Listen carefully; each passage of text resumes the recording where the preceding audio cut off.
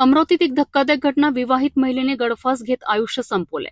परंतु या आत्महत्येमागे एक सुसाईड नोट आणि त्या नोटमध्ये गंभीर आरोप.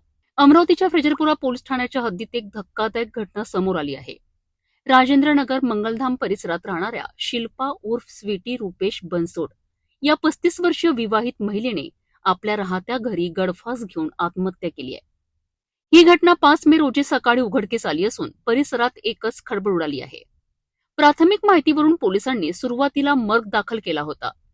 मात्र घटनास्थळी सापडलेल्या सुसाईड नोटमुळे या प्रकरणाला वेगळं वळण मिळालं आहे. या सुसाईड नोटमध्ये मृत महिलेने काही ओळखींच्या व्यक्तींची नावे नमूद केली असून त्यांच्याकडून मानसिक त्रास दिला जात असल्याचा आरोप केला आहे.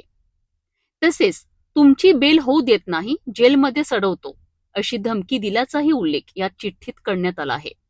मृतक महिला आणि तिच्या कुटुंबियांवर एका जुन्या प्रकरणात गुन्हा दाखल असून अलीकडेच तिच्या पती आणि दिराला जामीन मिळाला होता.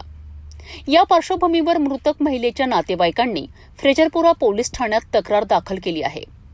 सध्या पोलिसांकडून गुन्हा दाखल करण्याची प्रक्रिया सुरू असून पुढील तपास केला जात आहे. एका सुसाईड नोटने संपूर्ण प्रकरणाला नवं वळण दिलं आहे. हा केवळ आत्महत्येचा मामला आहे की मानसिक छळामुळे घेतलेला टोकाचा निर्णय? याचं सत्य काय आहे हे तपासानंतर स्पष्ट होईल.